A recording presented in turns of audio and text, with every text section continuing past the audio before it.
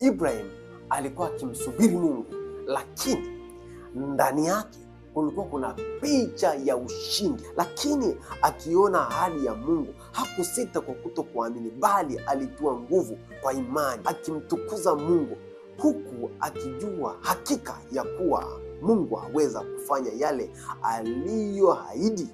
Yesu Kristo apewe sifa. Waweza ukawa unamwamini Mungu, waweza kuwa unangojea ahadi ya Mungu, lakini ndani yako kuna kukata tamaa, ndani yako kuna kuvunjika moyo, ndani yako kuna sintofahamu, umefika njia panda. Neno hili limekuja siku ya leo. Jina la Bwana libarikiwe. Ya kwamba usiogope, wakati ni wako huu, saa ni yako hii.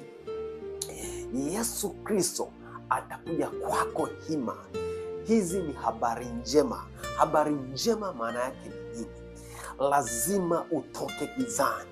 Kila giza na kila mkono wa adui uliokukamata katika maisha yako lazima ukuachilie katika jina la Yesu Kristo. Wakati huu ambapo unanitazama, nuru ya Kristo ikaangaza katika maisha yako.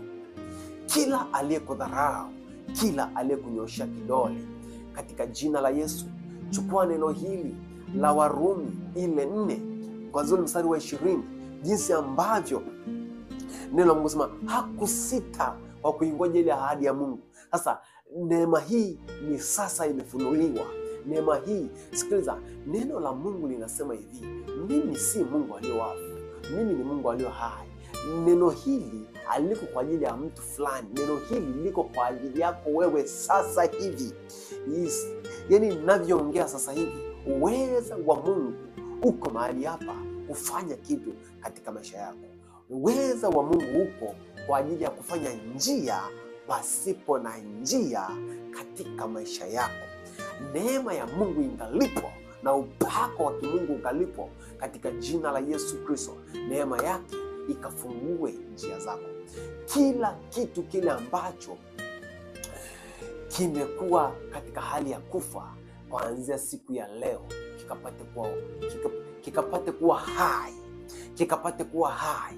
Ninatamka uzima katika jina la Yesu Kristo. Ninatamka afya katika jina la Yesu Kristo. Ninatamka ushindi katika kazi zako katika jina la Yesu Kristo. Ninatamka chochote kile kilichokuwa katika hali ya kufa kikawe hai katika jina la Yesu Kristo. Nuru ya Kristo ikaangaze katika nyumba yako. Nuru ya Kristo ikaangaze katika kazi yako. Nuru ya Kristo